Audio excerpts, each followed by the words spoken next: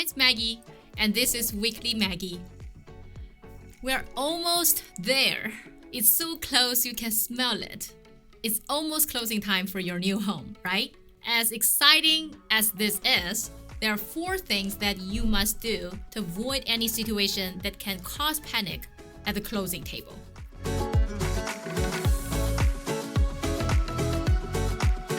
You made that down payment, but before you can go to the closing table, your home loan must go through the underwriting process.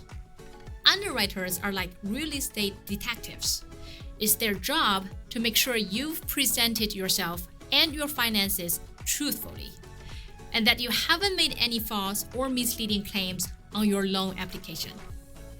The underwriter, employed by your mortgage company, will check your credit score, review your home appraisal, and ensure that your financial portfolio has remained the same since you were pre-approved for the loan. Since underwriting typically happens shortly before closing, you don't want to do anything while you are in contract that's going to hurt your credit score.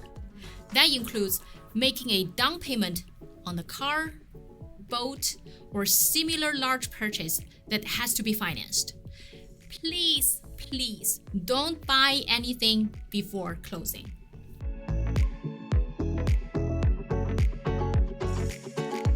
If you are getting a loan, one of the best ways to prepare is to thoroughly review your closing disclosure, also known as a settlement statement.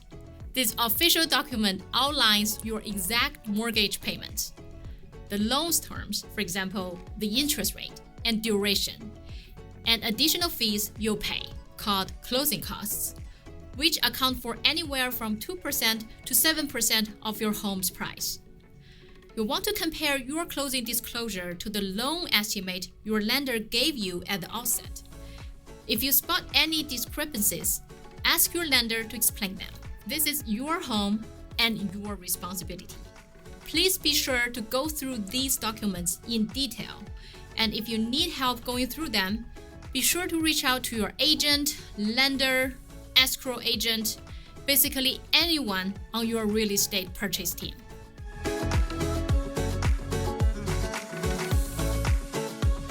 Most sales contracts allow buyers to do a walkthrough of the home within 24 hours before closing. During this stage, you are making sure the previous owner has vacated unless you've allowed a rent-back arrangement in which they can stick around for a period of time before moving. You're also double-checking that the home is in the condition agreed upon in the contract. If your home inspection revealed problems that the sellers had agreed to fix, you want to make sure those repairs were made. Your agent will guide you through this process.